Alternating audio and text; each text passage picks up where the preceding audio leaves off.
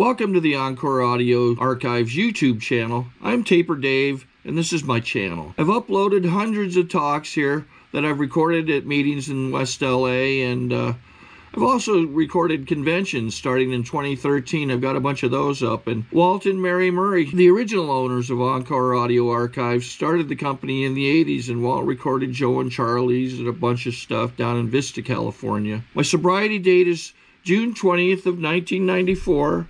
I hope you find something you like, so please like and subscribe to my channel and comment down below.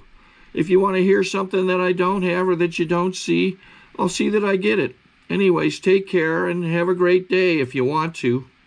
Now it's time to introduce our main speaker for tonight, Suzanne.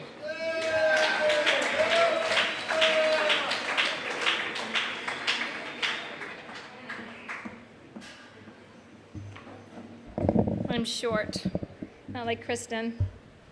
Hi, I'm Suzanne. I'm an alcoholic. So I wore a jacket. I'm taking the jacket off. It's hot. Oh, thank you, guys. Thanks, Alan. I want to thank you, Alan, for inviting me to come and share. And what an incredible treat to get to split a pitch with my Kristen. So I'm really happy to be here.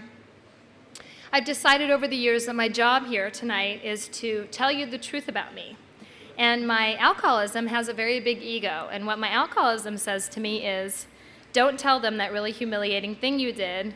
Don't tell the real truth about yourself because you want their respect and their admiration. And, you know, at 15 years of sobriety, I still want your respect and your admiration, but I now have the balls to tell you the embarrassing stories. So I will do that. I'm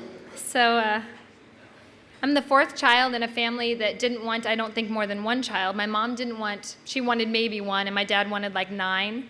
And what she knows now is that he kept sabotaging her birth control. So I think I'm the diaphragm. Yeah, I'm the diaphragm. And so I was a surprise and not the good kind. And her parenting definitely reflected that. You know, I was not wanted in my home. And, you know, that's intense. That's intense to grow up in that situation. And, you know, if you're new to Alcoholics Anonymous, there will be speakers who will share stories from their childhoods that are, you know, just toe-curlingly horrible, and then there will be speakers who had parents who loved them and treated them well, and you know what, alcohol doesn't care, you know, alcoholism doesn't care where you come from. And so anyway, my mom left my father, gee, I wonder why, several years into their marriage and moved us back to the land in Arkansas. And so we went from living in Chicago in our nice house with my father earning about $200,000 a year, this was 1972, as a captain for American Airlines, to the Ozark Mountains of Arkansas. And all I remember is that my life got very strange. Like, I mean, you know, in Chicago, I'd had like an easy bake oven and a tricycle, and I'd, you know, play outside and do things. And then we moved to Arkansas, and I had to work in the garden for like 4 hours a day. And I had to earn an allowance to pay my portion of the electric bill and to buy the supplies for the house at the age of like 5. And it was just a lot of pressure. And just to give you an idea of some of my parents' ideas about, you know, raising children. So they were really against the hunting of animals. Now, I don't know why this is because we ate meat every day of our lives. But somehow, it's okay to eat the dead animal, but just not to actually kill it in front of us or something. I don't know what that's about. So they were really against hunting. And in Arkansas, there are a lot of hunters. And as a small child, one of my jobs was to strap the orange vest on and to stand a post at our land and tell the guys in the trucks with the gun racks that they couldn't hunt on our land, you know. And I, as a 5, 6, 7-year-old child, my parents would just drop me off and drive off and leave me to stand a post and stop the hunters, you know. And as the trucks were coming and the hunters were getting out, I remembered, you know, my mom had said I had to use my biggest girl voice, you know, and I would think, you know, I'm going to use my big girl voice and tell them to go hunt elsewhere, you know. And it was just a lot of pressure. I needed a drink very badly. And so at my dad's house for visitation in San Francisco, the joint went by, and I learned how to take a hit without burning my fingers at a very young age. And there are speakers in Alcoholics Anonymous who will tell you that they remember their first drink or their first drug as the beginning of the end for them. And that is not my story. My story is it was the beginning of the beginning. You know, I had my first drug. Shortly thereafter, I had my first drink, and it was the beginning of it all. It all started from there. You know, as a result of the introduction of drugs and alcohol in my life, I could cope in a way I'd never been able to cope with that family, with that farm, with the other children I was then going to have to try and interact with. You know, it just changed everything. And to this day, I'm grateful for it. You know, if that was still my story, you'd have a different speaker tonight. You know, it didn't work out for me, or else I wouldn't be here, you know. So, you know, my alcoholism progressed, and I was the girl in 6th grade who was hitting the codeine cough syrup in the bathroom while the other girls were brushing each other's hair.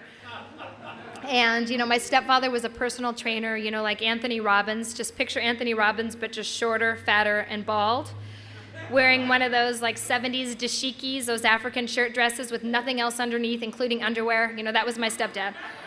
And so he was making a living at the 4-day Change Your Life seminars at convention centers, like, come on in and I'll change your life with my secret numeric code for well-being or whatever. And at the end of those weekend experiments, I would be trotted out as the example of, you know, advanced concepts training. I mean, geez, he was a Silva mind control trainer, and then we did EST and Life Springs, and then he did his own program called Advanced Concepts Training, and I would be trotted out as like the example and handed a microphone to stand in front of everybody and talk about the beautiful wonder that Advanced Concepts Training was bringing in our house, you know, and all I knew is I had to get really stoned before I could do that. If I have to look like I have my stuff together, I'm going to have to get loaded, because I so don't have it together, you know. I can't possibly do that. And so it started to become the key to my coping, my key to doing anything. And so we eventually moved to Northern California, and I was living in Marin, which is like the richest county in the United States, right?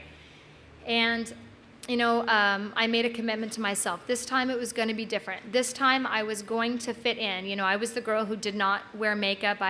I was all angles. I was, you know, skinny, and I hadn't, you know, I had grown tall and thin, but I hadn't grown in any of the other right places to be in Marin County. And, you know, all the girls there had already had plastic surgery by the time they were 15 or 16, and I just couldn't even figure out regular bathing. You know, we'd all had a bath a week in Arkansas, where you just hope you're the one that gets in when the water's still, you know, light brown before it's gotten like black, you know. And so here I am in Marin, where the girls have Porsches and boob jobs and beautiful hair, and all I wanted was to fit in, you know. All I wanted is the same thing I want today. I wanted, you know, respect and acceptance for who I am, and that's what I wanted in Marin, and I'd never had that, and I made a commitment I was going to fit in, and I tried out for the cheerleading squad, and I made it. And, you know, it was going to be like the beginning of a new era. I was the new girl. It was a fresh start. Nobody knew all my craziness yet. And so I made the cheerleading squad, and so I was, you know, we were doing our thing. It was time for the big homecoming game. Now, a little backstory on that is that, you know, I was raised to be a feminist, and what that meant in my household is that women don't have to shave their body hair. Now, I know today that that really doesn't have anything to do with feminism, and I could have explained this so much better before I got enlightened, but it was something along the lines of, one of the ways that men keep us down is by telling us that while their body hair is acceptable and even attractive, our body hair is disgusting and therefore should be removed, and shaving is like, you know, bowing at the foot of the male slave, or I don't know, slave driver, master or something. So that was like the doctrine, right? So I could spout that very well when I was 16, I want you to know. And so I didn't shave my body hair. So it's the big homecoming game, and we're doing the pyramid, and I'm the littlest one, so I'm on top, get to the top of the pyramid pose. Photographer takes a picture, big hairy armpits, it's over. No coming back from this in Marin County. There's no ever being cool. There's no fresh start for Suzanne. You're just the girl who has rats under her arms. And I crawled into a bottle, and I didn't come out for the rest of high school. So I drank my way through the rest of high school. And then when I was 17 and just about to graduate, I decided to stop. I was clearly having a problem. I decided it was time for me to quit. And so I quit drinking. It was amazing. I went to one of those groups they have at high schools where you go and you all share your feelings once a week, and you don't have to go to one of your classes or something, and that's what you do there, you know. And I tell you that story. I tell you about what I tried to stay sober because, you know, I tried several different things to treat my alcoholism. I tried that group at school. I tried medication. I tried, you know, professional therapy. I tried, you know, all of those personal development programs. I went back to like be retrained to stop drinking. I tried a lot of different ways to cure my alcoholism, and the thing that ultimately has worked for me is Alcoholics Anonymous. And if you're new and you've tried other things and they've failed, there may be an answer for you here in this room tonight. And so anyway, so I stopped. It was miraculous. You know, I just remember being astonished. I have gone a month and I haven't had anything to drink or use. I hadn't gone a month without getting loaded since I was like 5 years old, you know. And so I was going along and feeling pretty good. And then one day I was at my boyfriend's house, and I woke up in the morning and I remembered opening my eyes, and I remembered looking around the room. I remember what he was cooking and what he was saying to me. I could see him talking and I could hear him talking, but I had just lost the will to respond. I had lost the will to even be in the room with him. And what it turns out is that I was in a catatonic state. I mean, I was able to open my eyes and blink, but I couldn't talk and I couldn't really respond at all. And you know, that's a psychotic break. And when you have a psychotic break, you go to the mental hospital. And so they came and they took me away, and I lived most of the next 4 years institutionalized. So that's the hard part of my story to tell you. It's hard for me to stand up here and tell you that. And so now that that's out of the way, we can all just relax. Should we do that together? Okay. I told you I'm a nut job, and you guys didn't walk out of the room, just those two people.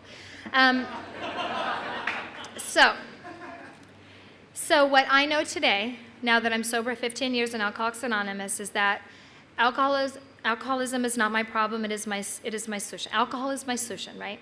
So if alcohol is my solution and you take my solution away and you don't give me something to put in its place, I am not a well woman. And so that's what happened to me. You took away the only thing that's ever made me able to cope in the world, and I didn't put anything in its place, and I lose my mind. And so I lived in the mental institutions until I was just the latter part of my 20th year. I would get in and out for a brief period. I couldn't cope at all, and I'd go right back in, you know. And at the end of doing that for almost 4 years, I decided that drinking was better than this, and I went back to the bar and I started drinking again, and all was well. I was, you know, mentally stable again.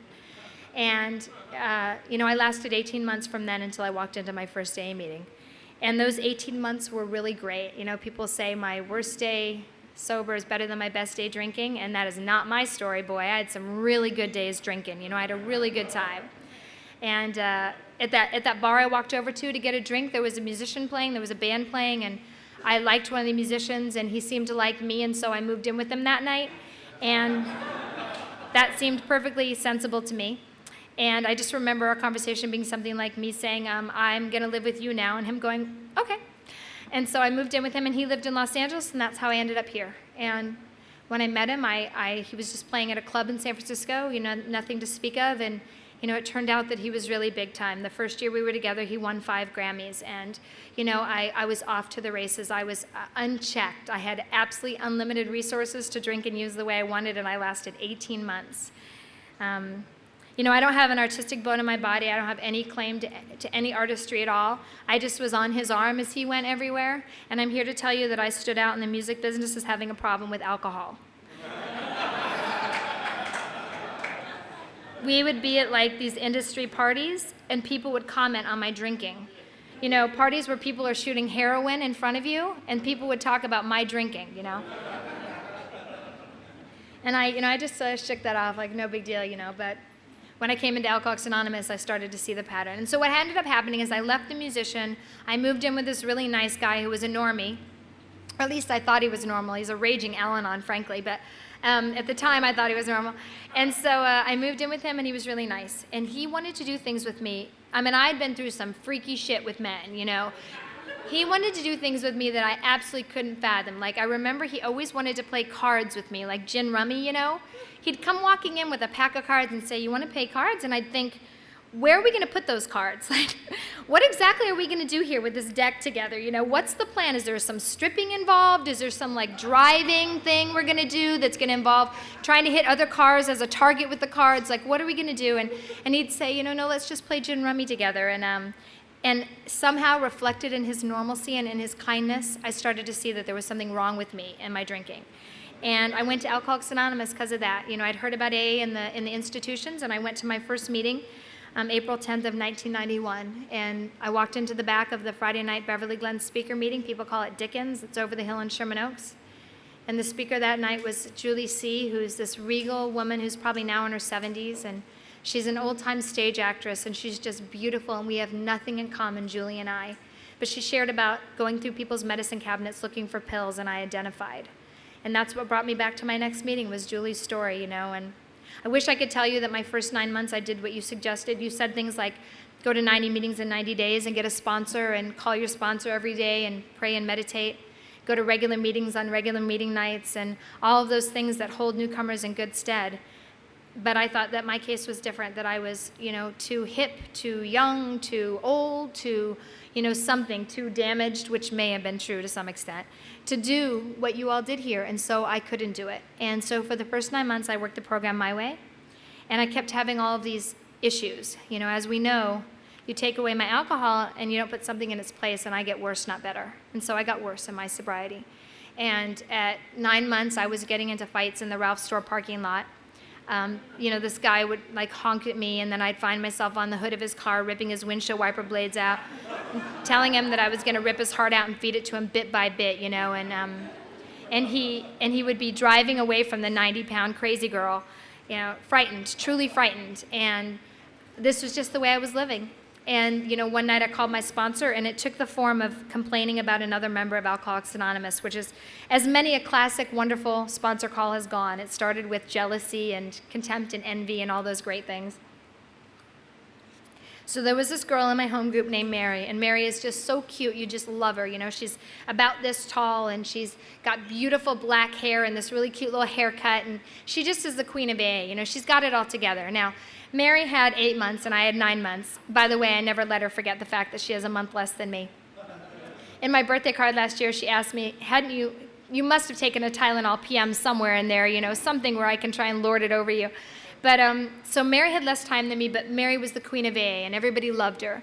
And, all I could think was how much I hated Mary. AA is cliquish, and everybody loves Mary, and what's wrong with me, and where's mine, and nobody's asking me to go down to the Young People's Convention, and how come nobody's asking me for dinner, to go to dinner and have coffee, and, everybody just loves Mary, and I hate Mary. She's got to die right now, The intensity of 1,000 suns, I hate her, And I called and just vomited this on my sponsor, Mary, Mary, Mary.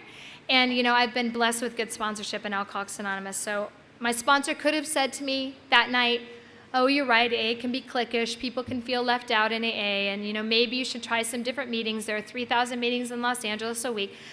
All of that may be true, but that is not what I needed to hear that night.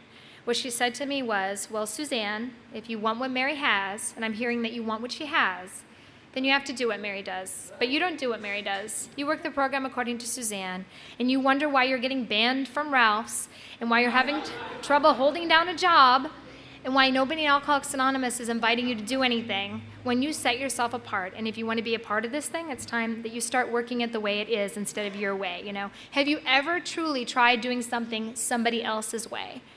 And it was just so harsh, wasn't it? I mean, those words were just so harsh, and I felt hurt by them, and I felt misunderstood. And, all great growth for me comes from those two feelings, hurt and misunderstood, That's the beginning of my head getting picked up, turned around, and my perspective shifted. And so she was honest with me, and I changed what I was doing as a result of that conversation. And from 9 months of sobriety until a year, I actually did what was suggested here. I went to regular meetings on regular meeting nights, and I took a commitment.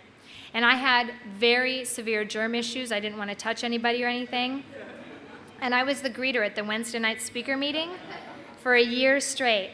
And I only wore gloves for like the last 6 months. That was how willing I was to change in Alcoholics Anonymous and get better. And at a year, I was better. That's all it took. From 9 months to a year, I changed completely. At a year, I was like, I didn't want to kill myself. For the first time in my whole life, I didn't want to die. And I suddenly, could look the world in the eye, and I'd done a fearless and thorough moral inventory, and I'd started to see my part in things. I started to see the part I played in my troubles, and I got better. And at a year to a year and a half, 2 years, I was just cruising in Alcoholics Anonymous. I was really part of this thing. I dealt myself into the center. And if you're new, I suggest that you do it that way. That truly is the easier, softer way than trying to pull it out like at 6 months or 9 months and start to do it differently. That was really hard. And so anyway, I got better in AA, and what I wish I could tell you is that my experience has been that everything has been great, that I'm trudging the road of happy destiny, and that everything is going well in my life, for 15 years, and that's just not my story. There are people in AA who have just a rising star. Everything gets better for them, and that's not my experience. So what happened is I got sick, and I was sober like a year and a half or 2 years, and I started to get all these fevers, and I lost all this weight, and I was already really thin, and then I lost even more weight, and I couldn't make it up and down the stairs at my meetings by myself. At the Friday night Dickens meeting, people had to carry me up and down the stairs to get me in and out of the meeting. And they didn't know what was wrong with me for like 2 years. So for 2 years, I just kept losing weight and getting all these weird rashes and having fevers and the nerves of my arms got really damaged, so I couldn't use my hands anymore. And then I had to have surgery to try and save them. And you know, I just didn't want to go on. And sometimes people in AA will share about how they look back now and they can see the wisdom of God's goodness, or that they can see that there was a rhyme and a reason to it. And I still today can't see the rhyme and the reason to the horrible, you know, 5 years I went through where I barely survived. All I know is that I didn't drink and I didn't use, and I continued coming to meetings. And so no matter how bad I felt, no matter how embarrassing it was, and it was embarrassing, to look like that and to feel like that in front of you was very hard for me. I have a very big ego, as we've established. And, you know, I did it. I came here. You know, somebody once said, you can't save your face and your ass at the same time. And so I just forgot about my face and tried to save my ass. And it worked, you know, and I stayed sober through that. And I was ultimately diagnosed with systemic lupus.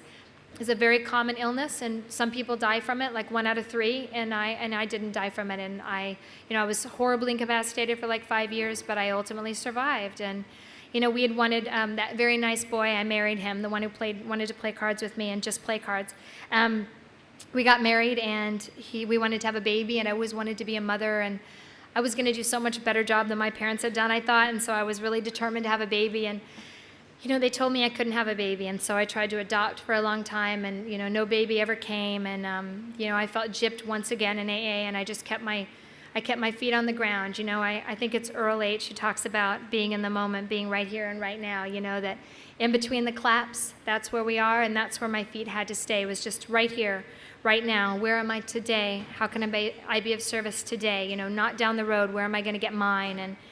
And at the end of 5 years, I just went into remission one day. I just suddenly felt better, and we went to the doctor, and the first question I asked is, can I get pregnant? And he said, yeah, but do it quick, because we don't know how long your remission is going to last. And if you come out of remission, you can't have a baby.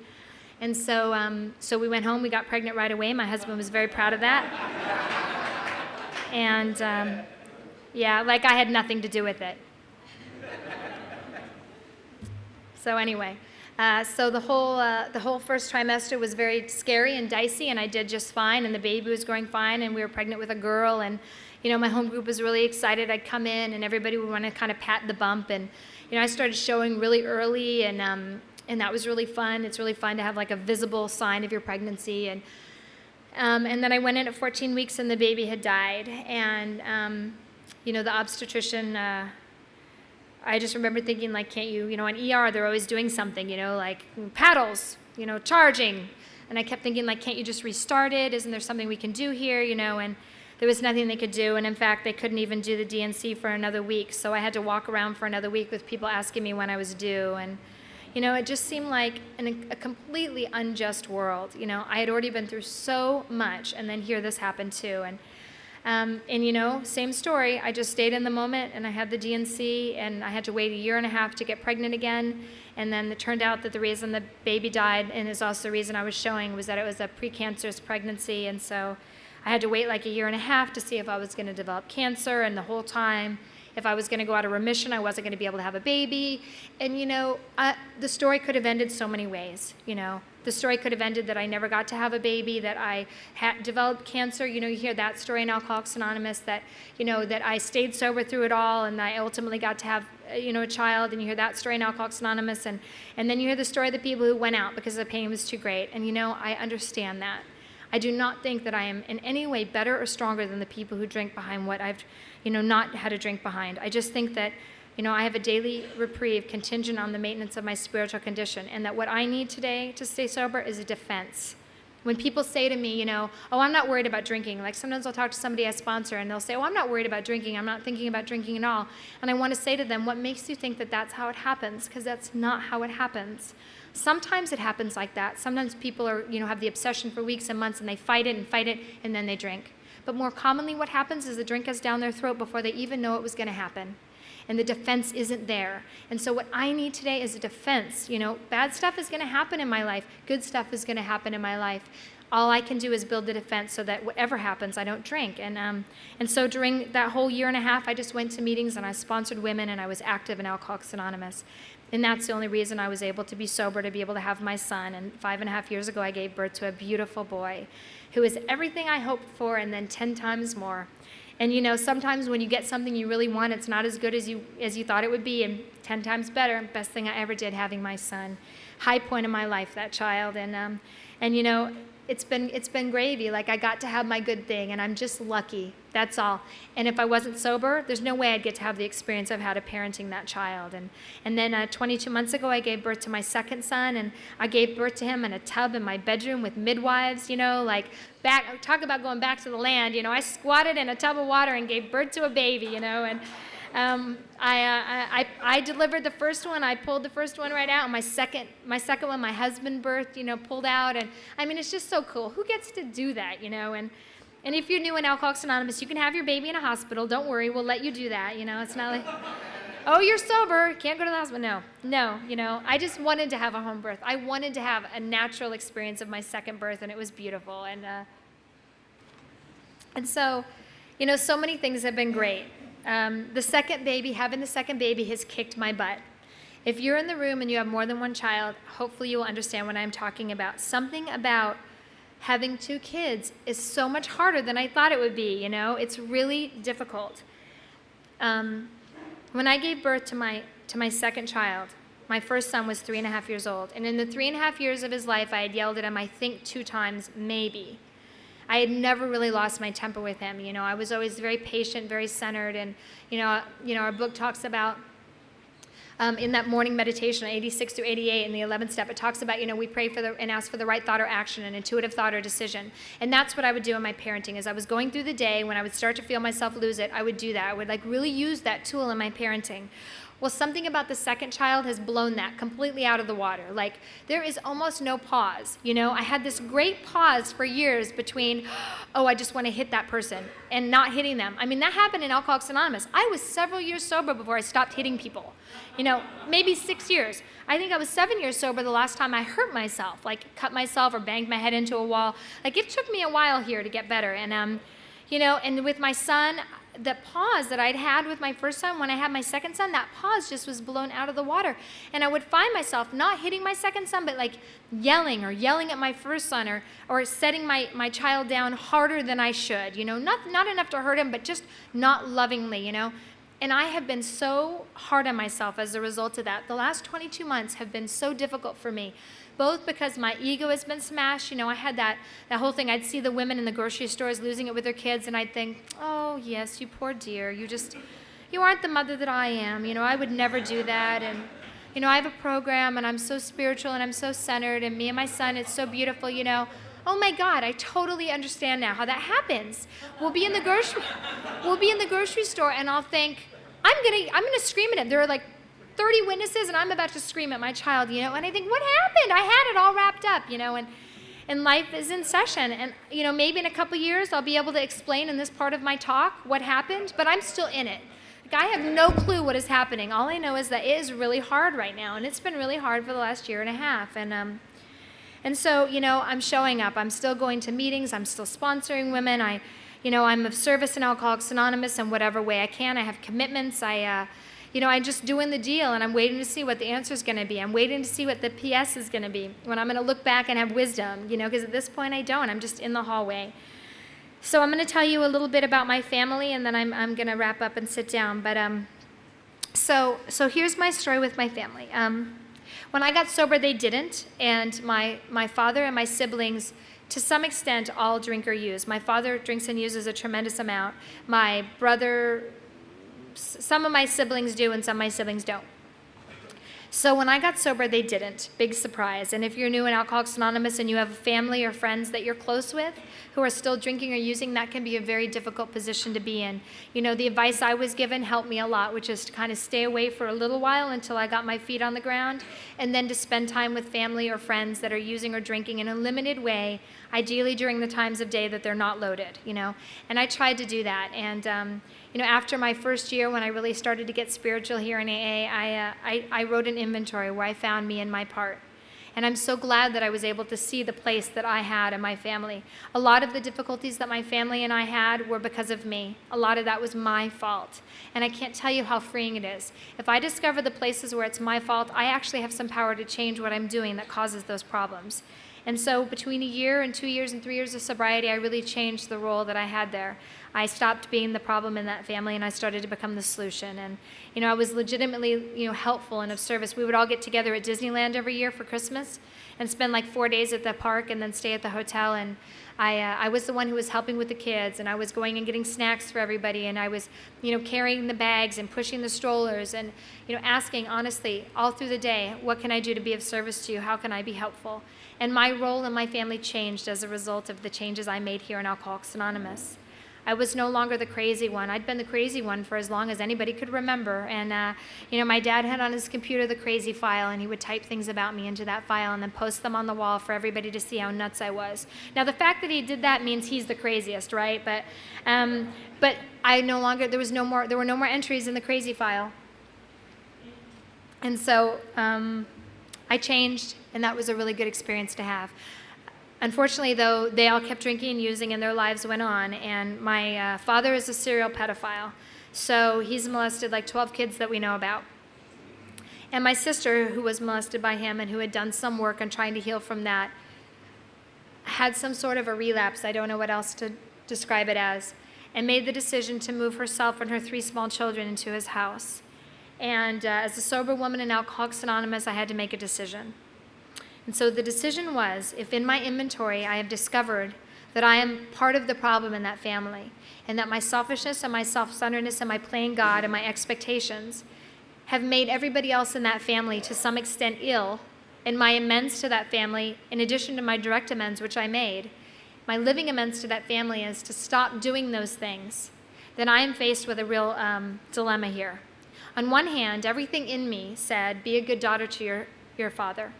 Alcoholics Anonymous does not talk about honor thy father and mother. That's from another tradition. But that was in my head very strongly.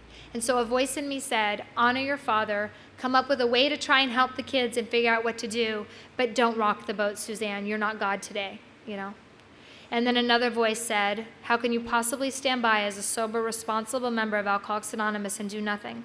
How can you possibly do that? And I prayed, and I talked to my sister, and then I talked to her some more, and I talked to her some more, and I offered to come up to San Francisco with some money to get some therapists involved in this decision she was making, and I tried everything I could reasonably do. And ultimately, I did what my conscience led me to do, and I turned my father into Child Protective Services. And as a result of doing that, I lost my whole family. It's been 10 years, and I am not a member of that family anymore. I was summarily thrown out as a result of that decision. And in a life that has been full of some very hard things, the hardest thing I've ever done is be orphaned in Alcoholics Anonymous, Here I am, this really good girl, working really hard, not going to the loony bin anymore. I'm not getting into fights in the Ralph store parking lot anymore.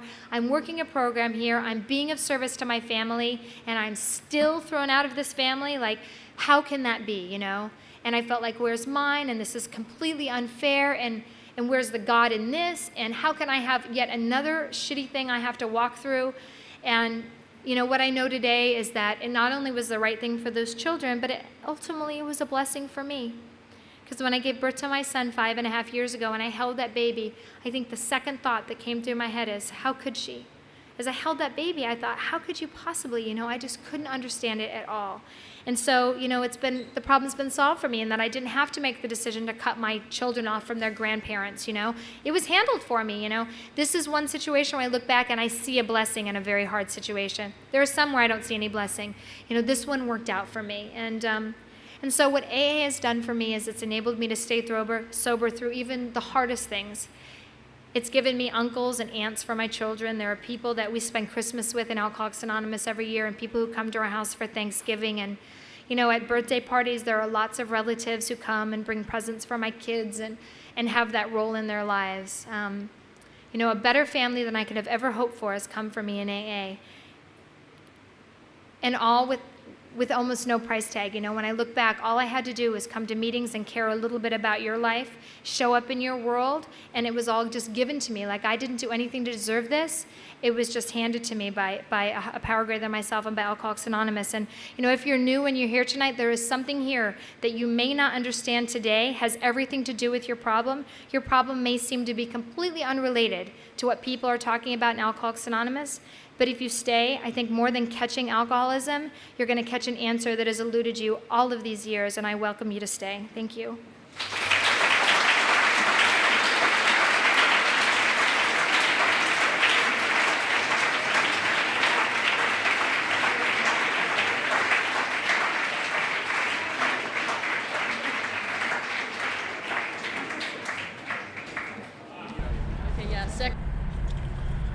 Okay, this is how I prepare my drone for launching.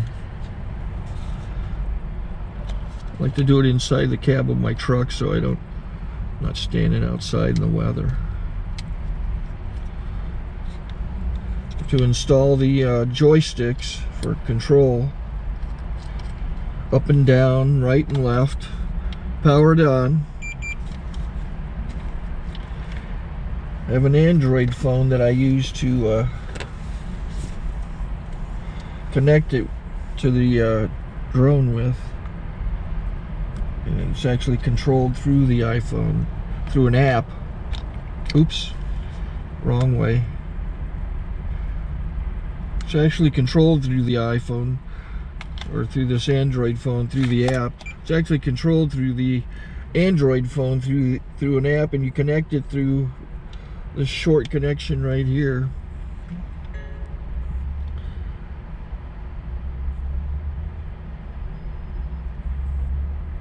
Remote control connected. Remote control's connected.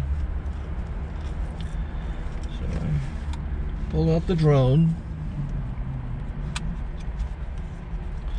I have to extend the legs. Long legs extended first, then the short legs. Remove the gimbal protector. Set that aside, then power it on one short burst and one long burst. I lay it down. So I have to go to calibrate. So the drone's not connected yet. It shows you here as this drone gets disconnected, even though the remote's powered on. So the drone has to establish it's connected. So I go into the app to calibration mode. First I'll calibrate the remote controller. Start calibration.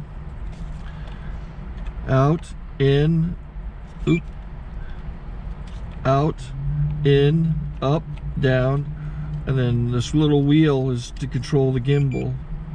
So it's calibrated. Go to gimbal calibration, start calibration, and then it calibrates the gimbal. I don't know if that shows up. The gimbal's moving all over the place. Changes, you can see it on the video. And I'm calibrated to take off. It's acquired 7 satellites at the moment. There are 26 satellites up in the sky, which it has to acquire before you can take off. So it's connected. It's got enough satellites. This is white. I can go to press this little arrow button, swipe right to take off, and it would start the motors if I slid this to the right, but I'll wait till I get outside. Don't want to do it inside.